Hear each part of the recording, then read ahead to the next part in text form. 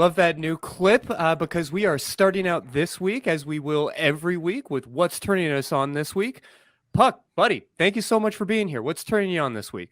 Well, I because of the last couple of appearances I made, I was reminded of one of the books that started me on my journey of being a dom. The book is called "The Loving Dominant" by John Warren, and it will talk about a lot of misconceptions that people might have about being a dom, like prioritizing safety and prioritizing the needs of a submissive. It's not just a book for learning how to be a dom. Submissives can learn a lot out of this and learn what kind of dom to look for and how to establish a really good relationship with their partners.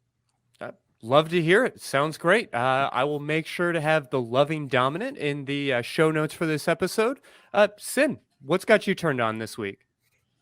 Oh man, is it like turned on or turned off or made Like absolutely angry, insane? horny, maybe? Or... Yeah.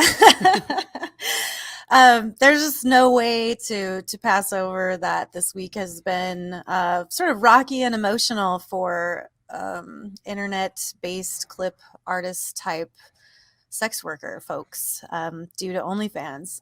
So, that's pretty much like heavy on my mind. I would say. Absolutely.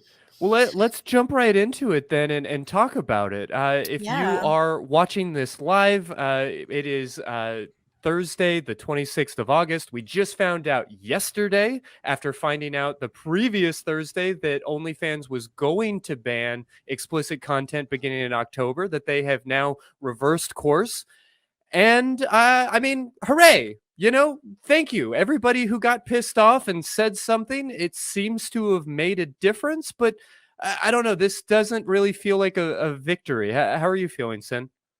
You nailed it for sure. I didn't even realize it had been a full week. That's crazy to me because I was just kind of like, wow, maybe 3 days went by and all of a sudden they're changing their mind. I guess it was a full week. But yeah, so definitely it doesn't feel like too much of a victory. And from what I can see from the community on Twitter, a lot of people are feeling the same way. But we got the initial letter.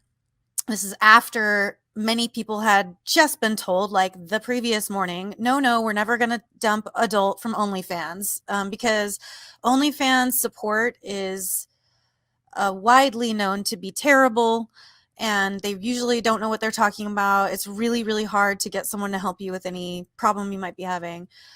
So they were just telling everyone, no, we're never going to drop adult. And then literally the next day, they're like, okay, we're dropping adult. And not only that, but it's like a month and you won't be able to make money on this site anymore, really. So that was huge because, in the pandemic, it kept so many people from getting kicked out of their homes, being able to feed themselves, feed their children, all kinds of stuff. I mean, and so that carried over as we're coming out of it, and it's just better money. So, people kind of need it at this point. But anyway, so they sent that message, and then the following week they're like, never mind, just kidding, we're suspending it. Everyone has been really concerned with that word suspend because it doesn't say we're completely reversing course, we changed our minds, we'll never get rid of sex workers, and here are all the reasons why we changed our minds, or anything like that. It was just a little comment that says never mind, basically. We're suspending it. So now I think a lot of us are really feeling that okay, so at any time you could just decide to do this again. So I think a lot of people are having to regroup and try to figure out like kind of what their strategy is going to be going forward. And it's almost like a double-edged sword kind of thing because, I'm privileged in that I've been in the porn industry since 2003. So I had already built a career for myself. And then one of the first biggest changes was when Pornhub came around and companies and studios weren't hiring as much, they weren't shooting as much and stuff like that. So then it was like, okay, well, what are we going to do to make a living? So I started camming a little bit, and then people started asking me for custom videos, bespoke porn, if you will. And I was like, I got to get my hands on a camera and I got to get a light and I got to figure out how to edit. So I did all those things and started making custom videos. So there was income that way. Then once I've been making these custom videos for years, it was like clips for sale, a clip store, ManyVids, a clip store. Now you have to sell your content on those clip stores. So by the time OnlyFans came around, I was like, well, I guess I'll sign up. You know, you can always have an extra income stream. I didn't have any expectations of it really getting to the point where it did over the course of the pandemic, where it shot up to being the biggest of all my revenue streams. So by the time, but the whole time, myself and other sort of veteran performers have been saying to people like, please don't rely on this. This can go at any time. Open a clip store. Everything that you've been posting on OnlyFans, you should put your watermark on it and post it and put it up for sale in these clip stores. Like, get other things going, because who knows when this will go away. And then when this happened, it was so many people were just like, this is it. This is all my income. This is all I have. Which again, I'm very mad about. It's not okay. But at the same time, I hope people are taking this as sort of like a wake-up call that, you know, today it could be OnlyFans, tomorrow it could be one of the other streams that you use to make a living.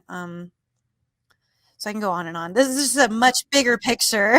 Sure. No, I know that everybody is feeling really vulnerable right now. Yeah. And I guess I'm interested, just from your advocacy work, in what the heart of the problem is here. I know initially a lot of people were blaming Visa MasterCard, and the Right. CEO of OnlyFans came out and said, no, it wasn't Visa MasterCard. We were fully in compliance with all of their stuff, and it definitely couldn't be that, which I don't know how much I'm buying that. He Right. kind of blamed some of the other financial partners and now says that that's been resolved, but Yeah, there's not a lot of transparency. I mean, how should we feel about what's correct. causing this problem?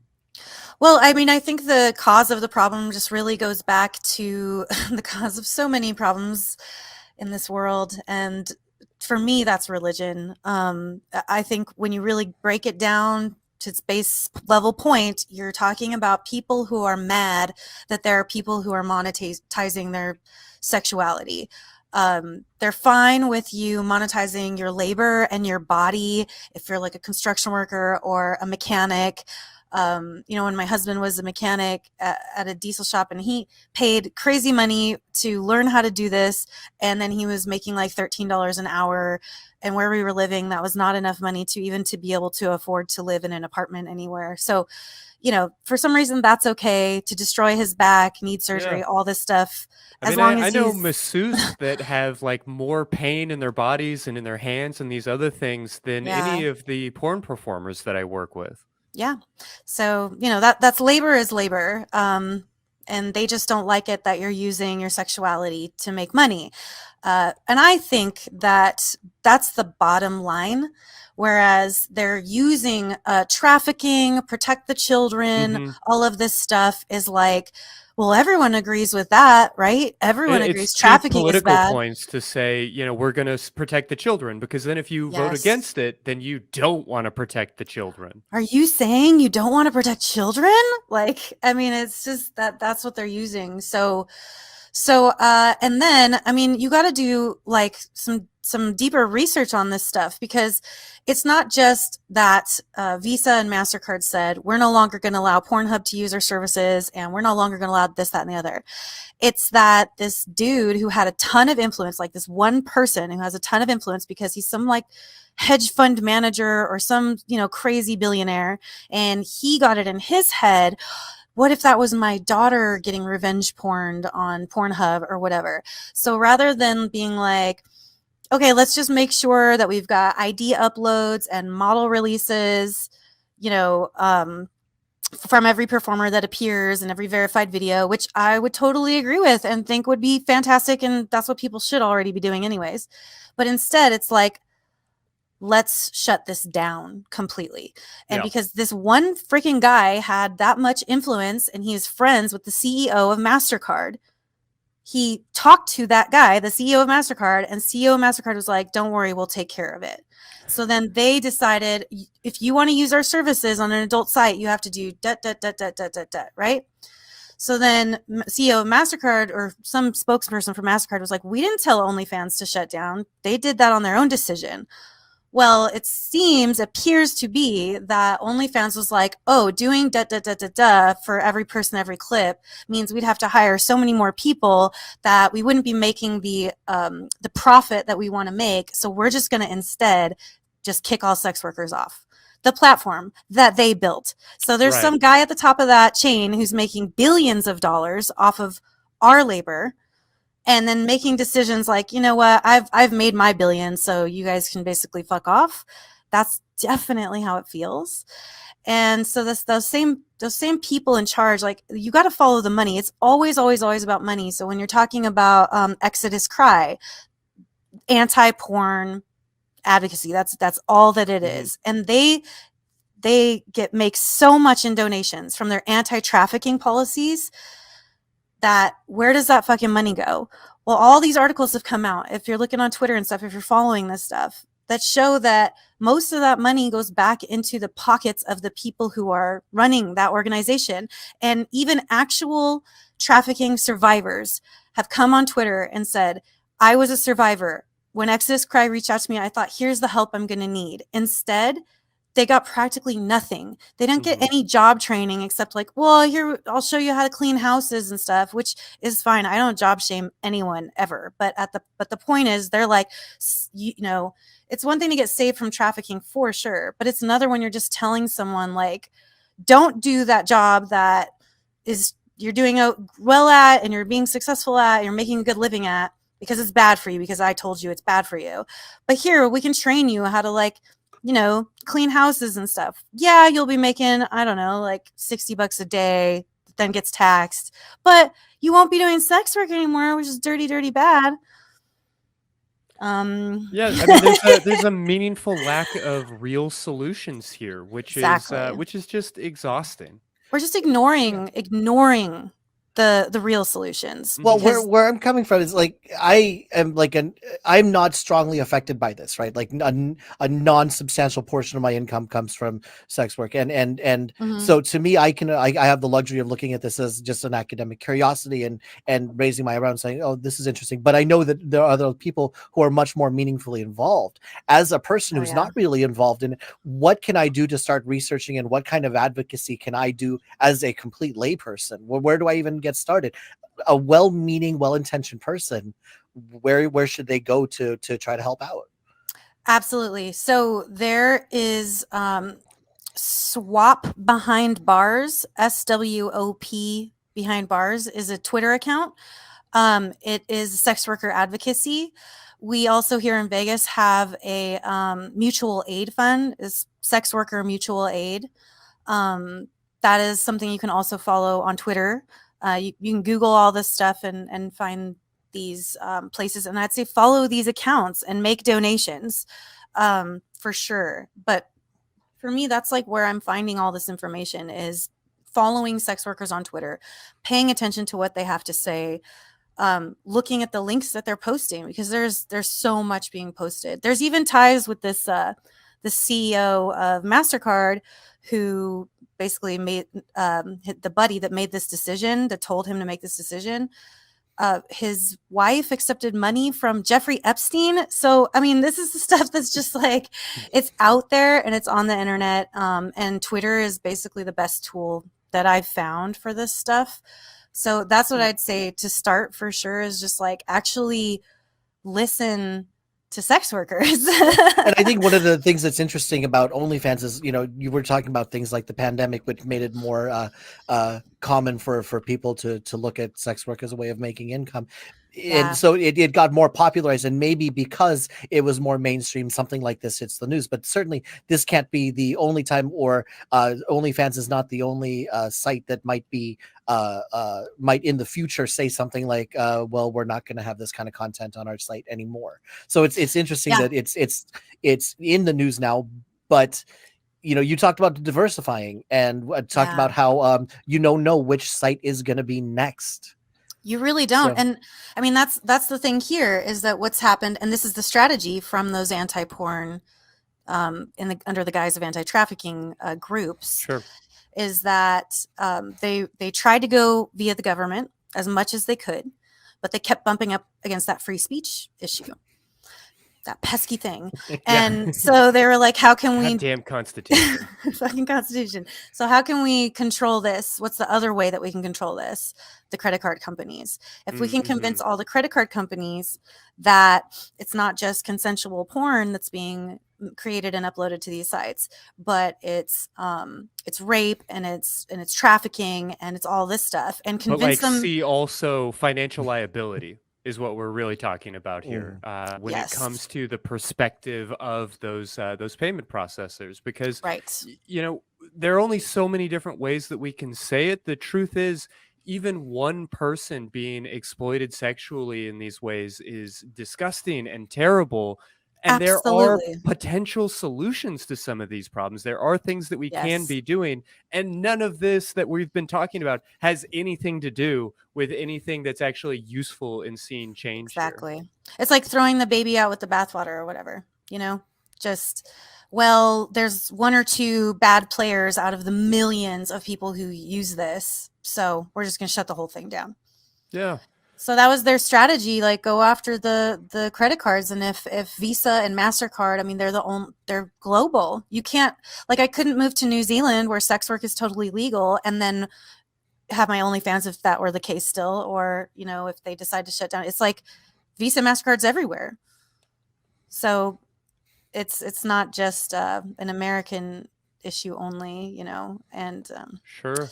But that's their strategy. For all of the important advocacy work that needs to happen here, I want to just continue to stress that one of the most basic and fundamental things that people can be doing, that consumers can be doing to see change here, is to actually pay for your porn, to 100%. participate in the economics of porn, to make sure that Yes. sex workers are still receiving payment. Yeah. To that end, are you planning to continue to be on OnlyFans? Should other performers who are watching this, or for consumers, should we be continuing to use OnlyFans and let them participate in these economics? That is a really tough question, and it sucks that we're put in this position because it's Sure. one of those things where you don't want to. You want to vote with your wallet or whatever, right? And you want to be like, well, OnlyFans is treating its creators this way, so let's stop using OnlyFans. But the thing is like, we're still using it. And so since they made this announcement, like, I've lost a couple dozen subscribers.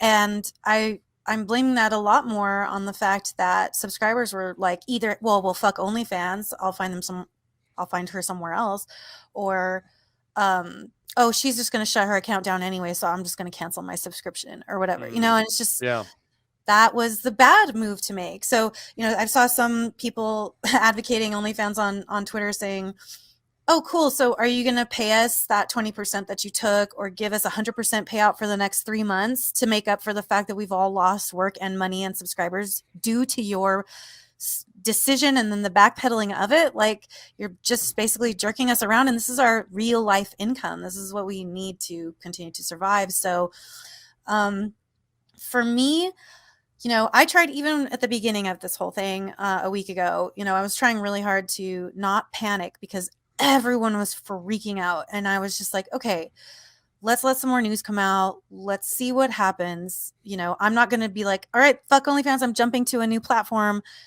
And then they change their mind, of course. So then I'm like, oh, okay. So what I feel like I'm going to do at this point, because I do feel like this isn't a permanent thing. I feel like who knows what can happen. I mean, I really feel like that. And that's our whole livelihood and careers. Stay nervous. For sure. Yeah, basically. Like, stay nervous, but don't have anxiety, please. Don't add to your anxiety, but just stay urgent, basically. Like, make sure you have a plan put in place. That's basically what my plan is right now, is like, I'm not changing anything about the way I do OnlyFans really at this moment, but I am absolutely going to start up another fan site, like how OnlyFans is. Like I said, I've been diversified for years and years and years. So for me, it's I want to have another fan style site ready to go. So So maybe that's like, maybe the message to any performers that yes, are watching right now is just to make sure that you are on many vids and another, I want clips and clips for definitely do a sale and clip all these store. different things that I keep throwing out there for a reason, Yes, just please so do that a you can clip feel store. safe in that way. Yeah. Yeah. You know, And then like, that way, sorry, real quick. I yeah. knew that if it happened to me, I had a cushion. I survived before OnlyFans, and I knew I would survive if it was gone. Or at least I had some space to move around in until the next one came up. So I'm thinking about going to Loyal Fans just because it is connected with Clips for Sale, and they've been around for so long. So that's my main message is, yeah, just have a plan, have a backup ready to go. Yeah, and then there are, a number of creators who they're not nearly as diversified. OnlyFans might be all they have. What Yeah. what what are the first steps toward diversifying? Like, where else should they look? Obviously, Patreon will allow pretty much. No, not Patreon. Oh, I'm getting a Oh, no here. no, no, So no, okay, no. so what? So this goes to show you, I'm the new guy. I'm learning. I have to figure all this out. What are the first steps to diversifying for someone who just got started? Yeah, so I mean, I tell anyone. I know a lot of people who were basically not sex workers, and then when pandemic hit and OnlyFans became very popular, they just started doing that. If they want to diversify and make sure that they've got a cushion and they've got a plan, I would say take everything that you've shot for OnlyFans and post it on OnlyFans and just watch it go down the stream. I hope you held on to all those clips, because take those clips, get yourself a watermark, which you can find on like Fiverr, sites like that. You can hire people to like help you out with this stuff. Put your watermark on your content. You're really going to want that there. And then open a ManyVids store. Like, it's all you got to do is manyvids.com, sign up to be a model, like do a clips for sale store, and then the same way you upload to OnlyFans, put your clips up there and put a price down, and then you've got that going. And the thing about stuff like that, and even with OnlyFans, I've seen a lot of people who were like, "Oh, I started posting and I've been doing it for a full week and I haven't even made $1,000 yet." And I was like, Jesus Christ! I'm like, I am a pretty well-known porn star that's been around for a super long time. When I started my OnlyFans, I didn't even make $1,000 the first month. Like, you can't just expect that you start an OnlyFans and now you're going to have thousands of dollars every month. It doesn't work that way. So it's the same thing with the clip stores. You make a clip store, you start posting, you got to market yourself as much as you possibly can in all the places you're allowed to. And then you just have to wait, and you have to keep feeding it. You have to keep putting the content in. You do it on a regular schedule. The more regular you are, the more you'll notice your income starting to grow. But I mean, it probably took me a couple of years of posting to my ManyVids and my clips for sale, and a couple of years of doing custom videos before it picked up enough steam to really be generating like a decent amount of income. So that's my other thing, is stick with it. Don't give up. Like, don't give up after a week that you've only made a couple $100. Like, it's just, you have to invest your time and your energy. And that's what I did. I just spent years doing that. So that's what you got to do. Yeah. Well, I mean, to that end, what led you to wanting to work in porn in the first place? I mean, how did Oh you even God. find yourself at this stage Funny. in your journey where you are balancing all of these different storefronts in this like really convoluted, very treacherous sort of business? It is very treacherous, but there's something about me. I just always knew this is what I wanted. Like, from a pretty young age, like I've always been on stage and in front of cameras. Like, all growing up, I was show choir, singing, dancing. I was in theater every single year. Every time I could do a play from the time I was probably 6 years old. I've got performance in me. And I knew that I was just kind of a sexual person too. And I just was like, this is the thing for me. I liked, when I was a kid, when I was younger and my family would leave the house and I was like, yes, I'm going to be naked. This is my naked time, and even though I was just running around my own house, that feeling was kind of somehow exhilarating. And so just all that stuff for me, it was just a part of like who I am. It's hard to really describe, Yeah. but So you always wanted to be on stage and you always wanted to be naked. Yeah. I'm wondering who's watching this right now going like, oh man, Yeah. I did Me not know that too. about myself, but now that I'm asking myself these questions, oops. Yeah. And man, I even remember I went to a Rocky Horror Picture Show when I was probably, I was in high school, and they had this part at the end where they brought some of us up on stage and were like flogging us with a flogger, and the whole audience was watching, and I was just having like the thrill of my lifetime. And it wasn't even necessarily like a sexual thrill. It was just like a fucking amazing thrill. And I was like, this is for me. Yes, yes, yes, yes. So, so I started stripping pretty much when I was 19, and I loved being on stage, and, the money just changed my life. And and I already knew I wanted to get into porn. So I just started taking like little steps towards that.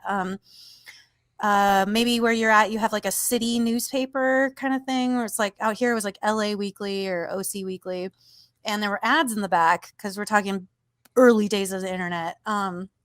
And I would just call the numbers. They were like looking for nude models and stuff like that, and drive to LA and do a photo shoot and get a paycheck that was more than I was making at like my retail job in 2 weeks. So I was like, something about this just keeps getting more appealing. um, and yeah, it just, it all just kind of snowballed from there. Around 2000, like I was working in porn here and there, wherever and whenever I could, but it was mainly dancing was my income. And then I just met the right people at the right AVN convention and worked for them, and then met other people through them. And so I was lucky, also again privileged, that I never had to have an agent. I just kind of met the right people and started doing the right kinds of scenes, and then getting hired more often, and I just sort of built myself up that way. And then when it comes to all the different clip stores and stuff, for me, that, like I said, that came when the big sort of hit came from with Pornhub. And it Yeah, was talk just a little bit about, if you would, just about Mhm. those tube sites and how that has Yeah. changed the landscape in the last 10 years. Yeah, so much. So people, I saw this great meme that was just like, all the new OnlyFans people were like little kittens following like this big cat that was strutting, and the big strutting cat, it was labeled like veteran sex workers. And it was just like, we've been through this so many times. Like, we've watched the industry change, and the industry will continue to change. It will never go away. It will always just find ways to adapt. So even if that ends up being like, as an industry, we have to turn to Bitcoin or something, like, I don't know, but it will happen because people are going to keep consuming porn. But so when that happened, when Pornhub came out, and that was just like a massive blow to the industry, you had directors and producers that had been working in the industry for 20, 30 years at that point, and they were like getting ready to retire. They were driving nice cars. They were living in big houses. When the Pornhub hit came, they all moved to small apartments. They all started driving Toyotas. Like, I mean, I don't even know how to explain it to you. Like, it just took so much. It was such a massive hit that, now you have a whole generation of people who are like, why are you paying for porn? And it's like, how do you think this shit gets made? Like, it doesn't make any sense. So that was a huge hit. And when that happened, just, I used to get bookings all the time to perform. And those phone calls just kind of stopped. And that was actually when like I said, I started to do some camming, but I did actually went to school to be a massage therapist. So it's funny that you mentioned that, Christy, because I am like a licensed massage therapist too. I mean, it can tear up your body. It can. And it definitely depends on where you learned how to do massage. That's Sure. one thing for sure.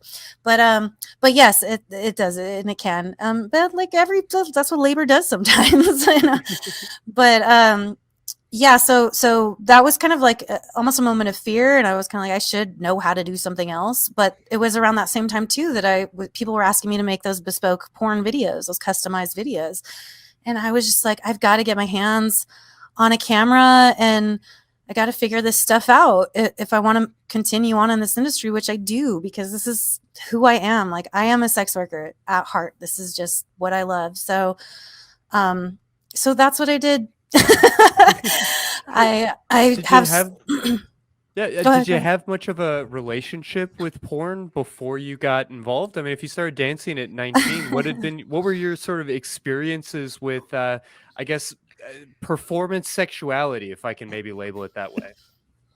Yeah, performance sexuality. It's good. You know what? The funniest thing, I never watched porn. I never do still. Fair. All right. Like, so my experience with porn was just really hearing, the name of Jenna Jameson. I was 18 when I started dating my ex, and he had a couple that he'd mentioned. And then I think we had gone to a porn star and bought a porn video store and bought a lesbian VHS tape and like watched that a couple of times. But that was pretty much it. To know what that title was or be able to I'll tell you that again. It was called I Love Lesbians 10. So it's part of a successful franchise. Oh, clearly, very clearly, yes. And then I had read some books. I read a book called Strip City, and I read Jenna Jameson's,